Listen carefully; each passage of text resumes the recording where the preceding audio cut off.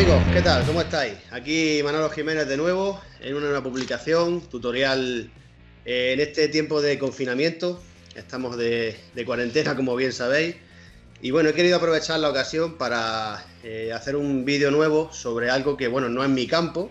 Y por eso, pues bueno, he querido invitar a la persona experta que, dicho sea de paso, es la persona que lleva a prácticamente todos mis opositores, todos mis atletas de rendimiento. Bueno, y él por su parte, pues toda una masa de gente de fitness, de salud, de cualquier tipo de perfil. Él se llama José Alberto Campos, y es nutricionista, experto, no, creo que no me equivoco, experto en nutrición deportiva y en nutrición pediátrica y geriátrica. Sí, así Y, es. y bueno, José, ¿cómo estás? Muy bien, Manolo. Un placer estar aquí contigo. Gracias por aceptar la invitación de la entrevista. ¿Cómo llevas el confinamiento? Bueno, pues supongo que un poco como todos, ¿no? Deseando que esto pase lo antes posible, Sí. que lleguemos al ansiado pico de la curva de contagios y que, bueno, y que empiecen a bajar los infectados y que podamos hacer vida normal cuanto antes. Y mientras tanto, pues haciendo deporte en casa, cuidándonos, leyendo, trabajando, Claro. un poco como todo el mundo, supongo. Muy bien, muy bien. Pues sí. A ver, el motivo de la entrevista, aunque bueno, ya sabes que hemos preparado algunos temas que tocar antes, va a ir evidentemente enfocado más a la nutrición aplicada al rendimiento, al entrenamiento, pero evidentemente tú puedes aportar, y todo sea bienvenido, cualquier dato que incluso se pueda salir de este ámbito, como el ámbito de la salud, cualquier otro tipo de cosa, ¿no? Entonces, si te parece bien, vamos a empezar hablando un poco, más que de hacerte preguntas, sino plantearte un tema de inicio, y a partir de ahí empezamos con las preguntas que quiero tratar, ¿no? Para ti, ¿cuánto de importante o cómo de importante es la nutrición dentro del entrenamiento enfocado a rendir, con una posición o si eres atleta? Gran pregunta y bueno, Muy difícil ambigua, pero respuesta. bueno. Sí, difícil respuesta, porque hay mucha gente que le da una importancia porcentual. Algunos le dan como el 90% de los resultados vienen por la dieta, tanto estéticos, de composición corporal, a nivel de rendimiento. Pero, a ver, la verdad es que no me atrevería a darte una cifra. Lo que sí es cierto es que tanto el entrenamiento debe estar planificado y, por supuesto, si está asesorado por un entrenador, pues evidentemente mucho mejor. Y la nutrición, evidentemente, debe estar balanceada, equilibrada y planificada, a ser posible, por un profesional de la nutrición. Entonces, ¿qué importancia tiene? Bueno, pues tiene muchísima importancia. Es decir, cuando se trata de mejorar el rendimiento, tanto el entrenamiento como la nutrición son muy, muy, muy importantes. Creo que van de la mano, son sinérgicos. Evidentemente, puedes entrenar muy bien, pero no alimentarte o no nutrirte bien y no conseguir los resultados que esperas. O puedes alimentarte muy bien, pero no seguir un entrenamiento bien planificado y tu rendimiento tampoco mejora. Entonces, sí que es Claro. verdad que pese a que suene a que no me mojo, no te voy a dar un porcentaje, pero sí te digo que en mi opinión y en la de muchos compañeros, la nutrición es importantísima de cara al rendimiento deportivo, importantísima. Pero sí es cierto que hay mucha gente que no tiene esa concepción, ¿vale? Piensan que comen bien, que no es importante, que mientras no comas de una manera desordenada y desorganizada, pues la nutrición no es un limitante. Y no es cierto, hay mucha gente que piensa que tiene una buena planificación nutricional y no es cierto. Existen, y a las pruebas me remito, existen muchísimas deficiencias a la hora de planificar la nutrición por parte de uno mismo, ¿no? Si no está asesorado por un Sí. profesional. Entonces, es muy importante, pero Perfecto. tan importante como la planificación del entrenamiento, está claro. Claro. Sí, bueno, y eso viene al hilo de, bueno, supongo que vendrá al hilo con la respuesta de la pregunta que te iba a hacer primero, que es, porque yo siempre es muy usual encontrarme personas en mis grupos presenciales y en mis grupos o personas que llevo a distancia, tanto atletas como opositores, que llega un punto en que la planificación del entrenamiento, pues evidentemente tiene un límite, ya no se pueden hacer más cosas de las que, bueno, sí se podrían, pues hay que investigarlas, ¿no? Pero por lo menos lo que es fundamental, y lo que se ha demostrado que ejerce un efecto positivo en el entrenamiento, en el rendimiento, llega un punto en que hay veces que la gente no se adapta, no se adhiere bien al entrenamiento, teniendo las variables de la planificación bien hechas, y es cuando mi pregunta llega a esas personas, que es, vale, el entrenamiento ya está hecho, ¿cómo estás comiendo? Y la respuesta universal es, yo como muy bien. Entonces, ¿qué le dirías a esas personas, o sea, que siempre responden esa respuesta, ¿no? Que piensan que realmente están comiendo bien. Porque desde mi punto de vista, cuando empiezo a hacer preguntas un poco más directas, se dan ellos mismos cuenta de que no están comiendo demasiado bien. ¿Qué le diría a una persona? Bueno, a ver, después de tantos años estudiando nutrición, uno no es capaz de saber ni siquiera, siendo nutricionista, lo bien que come, ¿vale? Eso para empezar. Entonces, aparte de eso, ¿qué es comer bien? ¿Qué es comer bien para la gente? Es comer poca grasa, es comer 6 veces al día, es comer 2 huevos a la semana, es evitar, A eso me refiero. Sí, sí. evitar la carne roja, comer arroz y pollo. O sea, es cierto que el sentido de esa afirmación, yo como bien, hay que desgranarlo y hay que detallarlo, ¿no? Porque, ¿qué considera la gente comer bien? Yo he escuchado de Claro. todo entre mis clientes. He escuchado pues que comen bien porque no comen fritos, o comen Eso bien es. porque, porque no se salta ninguna comida, comen bien porque comen antes de entrenar, o comen bien porque Sí, se sí. toman un batido de proteína después de entrenar. Es decir, no es tan fácil, ¿vale? Cuando tú tienes un entrenamiento planificado, como es en tu caso, lógicamente, tus alumnos y tus clientes tienen el entrenamiento perfectamente planificado y se estancan, a mí me queda claro que algo más está fallando en todos los pilares básicos de la mejora del rendimiento, ¿no? Posiblemente uno de esos pilares que esté fallando, si no están asesorados nutricionalmente, sea la planificación alimentaria. Nos podríamos meter en otros pilares como es el descanso, el equilibrio emocional, tiempos de recuperación y demás, pero es cierto que, bueno, pues en mi Sí. campo la nutrición es muy importante. Entonces, habría que individualizar, por supuesto, en cada caso la Claro. planificación nutricional, pero te vuelvo a relanzar la pregunta, ¿qué es comer bien? Es decir, Sí, hay para la mayoría de la gente es lo que has dicho. Casi siempre las respuestas lo basan, su pensamiento en comer bien lo basan en decirte qué es lo que no comen. sí, o en creencias populares, ¿no? Como evitar Sí. las grasas saturadas, no comer colesterol, o... Y Es decir, luego se otra basan en cosa, factores individuales y realmente comer bien, entre comillas, comprende muchísimas, claro. Y luego muchísimas no sé si te ha pasado cuestiones. con la gente que llevas, que también la creencia popular en cuanto al rendimiento relacionado con la comida y la nutrición es que solamente tener el buen peso. Si yo tengo el buen peso, voy a rendir. ¿Qué tendrías que decir a la gente A que ver, piensa eso?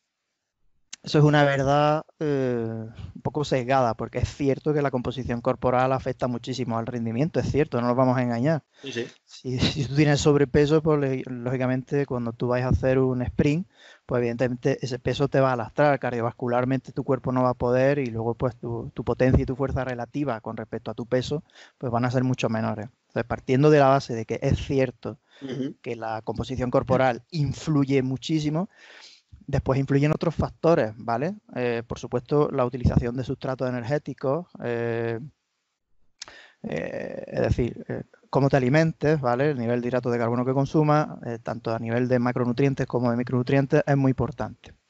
Por ponerte un ejemplo, una persona que sí es verdad que consume sus calorías, pero no consume micronutrientes, ¿vale? Pues tendrá posiblemente muchas deficiencias metabólicas a la hora de conseguir aprovechar esa energía, ¿vale? Es decir, no solo se trata de consumir hidratos de carbono, grasas y proteínas en cierta proporción, también hay una capa, la capa de los micronutrientes, que son tan importantes para el atleta como los macronutrientes. Muchísima gente se centra solamente en la energía y en las calorías, pero realmente a ese plan nutricional le subyacen otras cualidades muy importantes como la obtención de los suficientes micronutrientes, ¿vale? Por ponerte un ejemplo básico, si no ingieres el suficiente hierro en tu dieta, pues posiblemente no tengas suficiente oxígeno como para cubrir todas las demandas de determinados entrenamientos, ¿no? Y así podríamos estar con muchísimas otras Perfecto, muy bien. cuestiones. Otra cuestión importante que creo que has hablado de ella en tu última publicación en Instagram, cuando la creencia, tanto a nivel de salud general como de rendimiento, la creencia de que, bueno, la típica frase de, bueno, creo que el desayuno es lo más importante del día y es cuando más tengo que comer, cuando más carbohidratos tengo que comer. ¿Qué le dirías a la gente que piensa esto? Bueno, es una creencia muy, muy, muy extendida. Como decía Einstein, es más fácil engañar a la gente que convencerla de que la has engañado. Es Entonces, muy trabajoso. sí, es verdad que desde hace muchísimos años se viene heredando esa creencia popular de que el desayuno es la comida más importante del día, ¿no? Como siempre, el marketing y la industria han tenido mucho que ver en asentar esa creencia, y de hecho toda esta historia viene de la invención de los cereales de Kellogg's, ¿no? Si alguien quiere investigar un poco, pues bueno, gracias a Dios tenemos internet. Sí, sí, se puede encontrar. Se puede verificar fácilmente que es la instauración de la idea de que el desayuno es la comida más importante del día viene por el marketing iniciado por Kellogg cuando fabricó sus cereales, ¿no? No quiero profundizar mucho, pero esa es el dato curioso. La realidad es que no hay aval científico sobre que el desayuno o cualquier otra comida sea la más importante del día. Como bien publicaba en Instagram, todo lo que comas es importante, ¿vale? No hay ninguna comida que sea especialmente más importante que otra. Y después, es cierto que no necesitas desayunar para afrontar una jornada de estudio, una jornada de trabajo o un entrenamiento. ¿Por qué? Porque es cierto que no solamente funcionamos con la energía que ingerimos recientemente. Nuestro cuerpo, como nuestros coches, poseen depósitos de combustible y los principales combustibles de nuestro cuerpo son las grasas y la glucosa. Y nuestro cuerpo posee depósitos de glucosa en músculo e hígado principalmente, y depósitos grasos pues por todo el cuerpo, ¿no? En el tejido adiposo. Tenemos como 2000 calorías en forma de glucosa en músculos e hígado, y cientos de miles de calorías en el tejido adiposo. Por lo tanto, cuando uno se levanta por la mañana, si está comiendo como debe, debería tener esos depósitos prácticamente llenos, ¿vale? Con lo cual, no tiene mucho sentido que tengas la falsa creencia de que necesitas comer antes de entrenar. Es más, posiblemente la digestión interfiera con el entrenamiento y posiblemente desempeñes incluso peor, ¿vale? Es verdad que hay excepciones, ¿vale?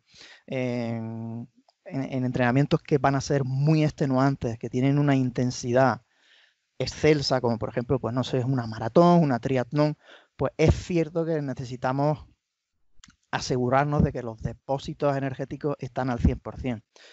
Y para eso sí recomendaría que se desayunase o que se comiese antes de realizar esa prueba o esa competición, pero no media hora antes ni una hora antes. Al menos, menos 2 horas, 2 horas y media antes, para que dé tiempo a digerir esos alimentos y que se transformen y que se depositen en los depósitos energéticos, ¿no?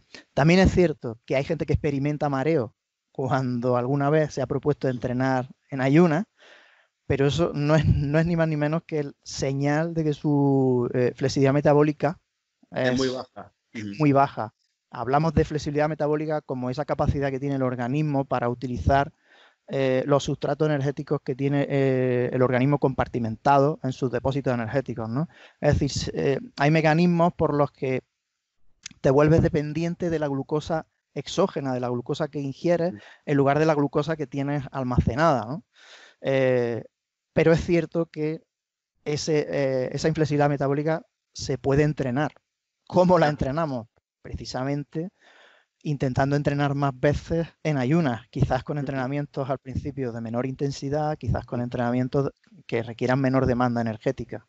Pero tanto tú como muchos atletas tuyos y en mi caso también, muchísimos clientes a los que les he propuesto esa metodología, es verdad que me han reconocido que inmediatamente se adaptan a poder afrontar una sesión de entrenamiento en ayunas, pero es cierto que las primeras veces puede costar un poco de Puede trabajo. costar, sí, sí, sí. Yo a nivel personal, cuando empecé a hacerlo me resultó así. Lo que pasa es que sí es verdad que por lo menos, como tú dices, hay casos y casos, pero la mayoría de las veces luego te sientes incluso con más energía para poder afrontar el entrenamiento porque no hay un conflicto entre la digestión, la energía que hace falta para digerir alimentos, con la Totalmente, energía que hace falta para entrenar, ¿no? Entonces es muy interesante esto.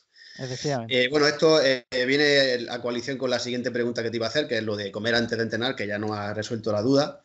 Y luego me gustaría, bueno, la penúltima pregunta, el penúltimo tema, es el miedo general que hay a los suplementos nutricionales, sean solamente por buscar salud o sean por buscar salud y además rendimiento deportivo. ¿Qué tendrías que decir conforme a este tema? Bueno, para empezar, porque es verdad que es un tema con bastante controversia, me encuentro muchísimos clientes que tienen un miedo infundado, pero es verdad que también hay que entenderlo, ¿no? Cuando desconoces algo, pues lo normal es, mm, cuando menos, respetarlo o temerlo y no Sí, intentar sí. meterte, em, pues eso, en consumir ese tipo de suplementos, sobre todo si no sirve, si no sabes de qué están compuestos, si no sabes para lo que sirven, cuáles son sus funciones, si perjudican la salud, si eh, por otro lado mejoran algunos indicadores de salud. Lo primero que te diría es que eh, si lo que tienen miedo es a tomar, como suelen decirme muchos clientes, a tomar química, ¿no? Que es lo que dicen, yo Sí. no quiero tomar esos polvos, no quiero, esos son compuestos artificiales, compuestos químicos, yo les animo a esta gente que tiene esa temeridad, ese miedo, a que lean la etiqueta de cualquier producto de bollería industrial de cualquier supermercado, ¿no? Por ejemplo, te voy a leer literalmente algunas líneas de unas napolitanas de atún de de una conocida cadena de supermercados. Además, algo muy, se supone muy común, un Totalmente, alimento totalmente cualquier. común a lo que no se le teme comprarlo ni comérselo porque, bueno, eh, Sí, un sí. alimento de panadería, de bollería y no tiene. Verás, tiene como 15 líneas de ingredientes y son unas napolitanas de atún, ¿vale? Es verdad que los ingredientes más comunes son harina de trigo, atún, tomate, pero después empiezan compuestos químicos tan Ah, temidos como los que se componen los suplementos, ¿no? Pues tenemos acidulante E330, tenemos lactosuero, tenemos espesante E1414, tenemos espesante E401, E339, E450, E516, glucosa atomizada, E504, grasa vegetal de palma, antioxidantes E330, E304, E306, E310, E320, conservador E200, colorante E160, gluten de trigo espesante E412, E415, emulgente E472, dextrosa, antiaglomerante E170 y antioxidante E300. Habré mencionado unos 20 o 25 químico. aditivos químicos, evidentemente, alimentarios, que están permitidos y que se consideran totalmente seguros. A esos aditivos la gente no les tiene temor porque el producto lo están comprando de un supermercado, es un producto alimenticio. Pero si evidentemente nos ponemos a investigar sobre la posible toxicidad de esos productos, posiblemente dejemos de comprar esos alimentos.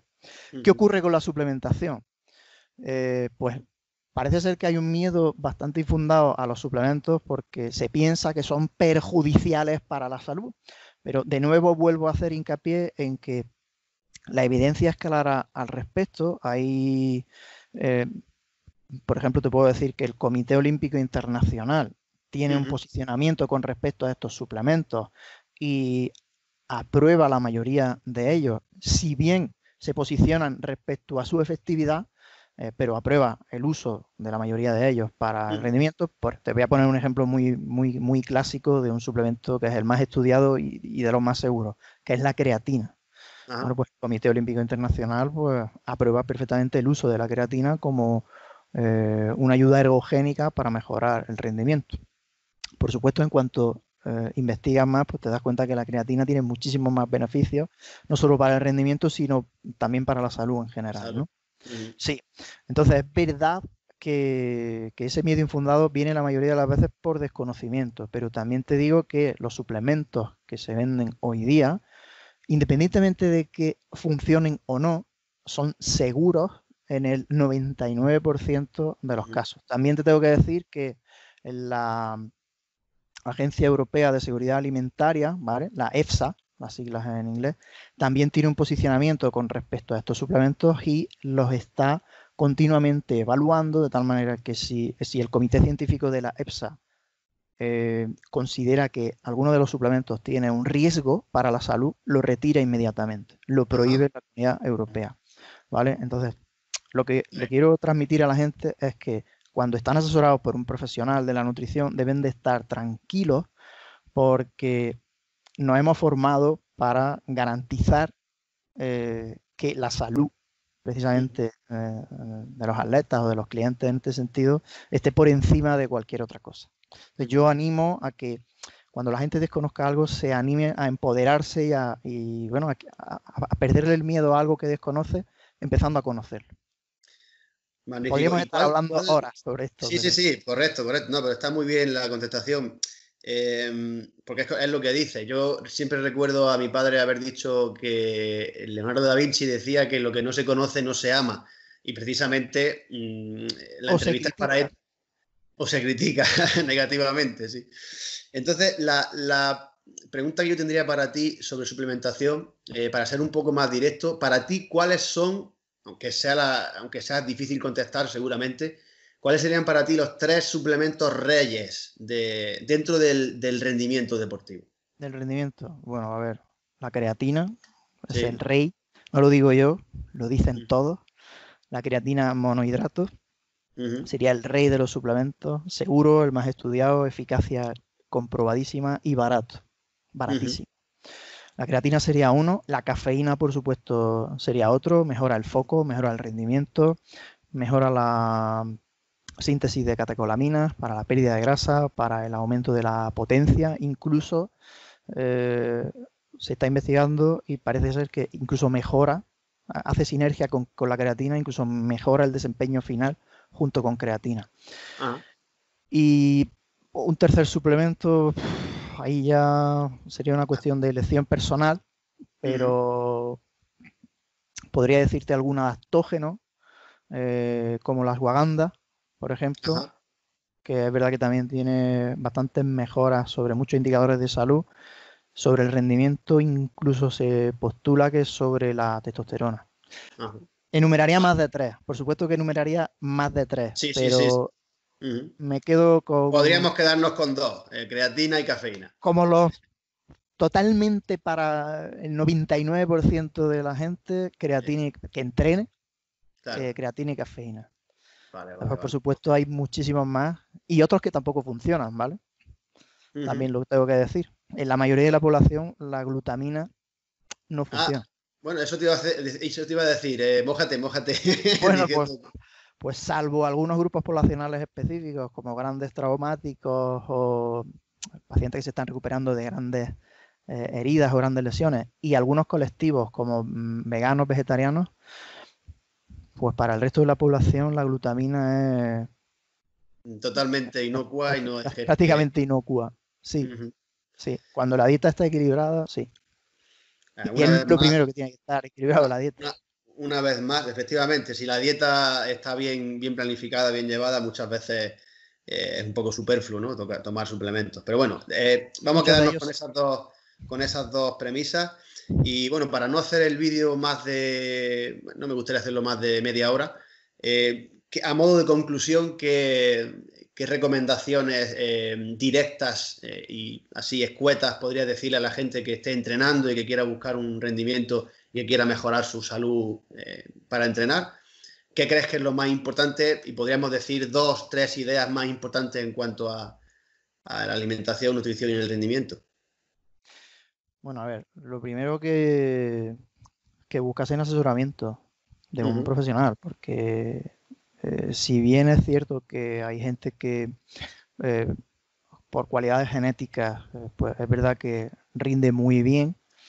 La alimentación siempre se puede mejorar y siempre puede ayudar a mejorar el rendimiento. Entonces sí es cierto que el primer consejo es que se asesoren. Por supuesto que intenten buscar un profesional que se dedique al rendimiento deportivo y por supuesto que cualquier cambio en la alimentación que lo hagan de cara a mejorar su salud, no solo a mejorar el rendimiento, ¿vale? Sino que a mejorar su salud.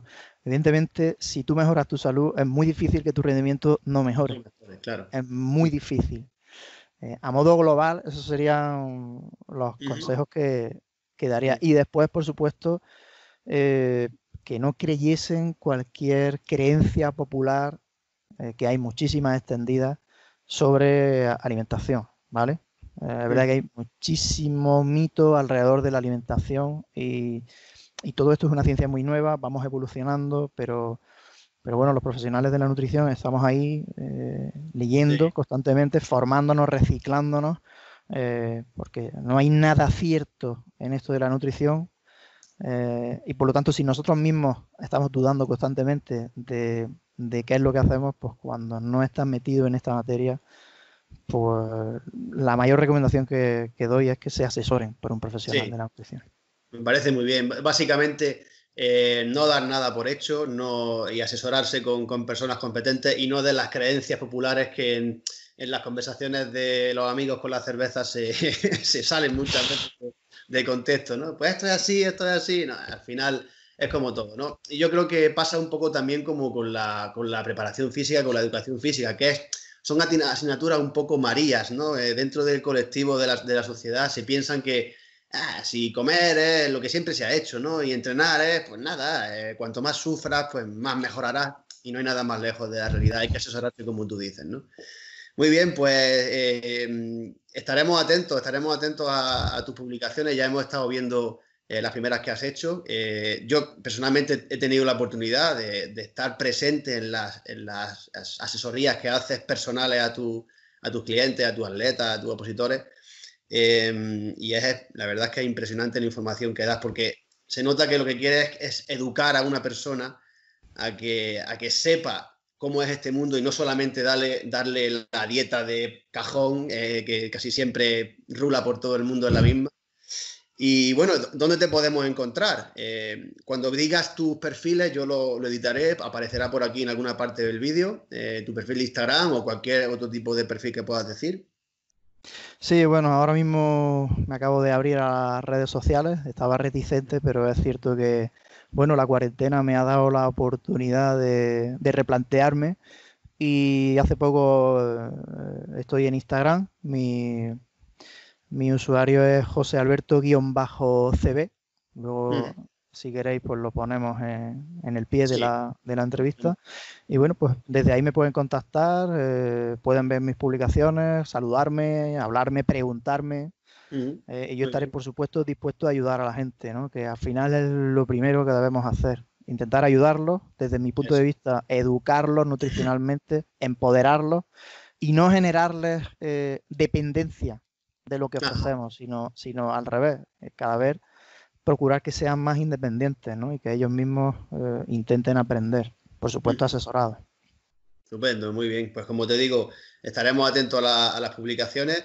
Estoy muy agradecido de que hayas podido acceder a esta entrevista porque lo que sabes tiene su peso en oro y espero que no sea la primera y espero que no sea la última, que podamos colaborar más veces, tanto por un lado como por otro. Y lo dicho, muchas gracias y nos vemos en otra ocasión, si te parece. Sí, por supuesto, será un placer volver a hablar contigo y por supuesto un privilegio hablar con uno de los mejores entrenadores del país en cuanto a velocidad se refiere. Bueno, la admiración es mutua. Bueno, amigos, ya habéis visto, cosas como estas son las que queremos aportar en estos canales, en las redes sociales. Como bien ha dicho José Alberto, educar a la gente, no dejarles sin acceso a la información valiosa, o por lo menos lo que nosotros entendemos que es valiosa para vosotros. Y como siempre esperamos que compartáis estas publicaciones, que cuanta más gente se entere y se nutra de todo esto mejor, que comentéis lo que haga falta, que preguntéis lo que haga falta, estamos para ayudaros, como bien ha dicho José Alberto, y nada más, nos vemos en una siguiente publicación y como siempre digo, mucho ánimo y a entrenar duro.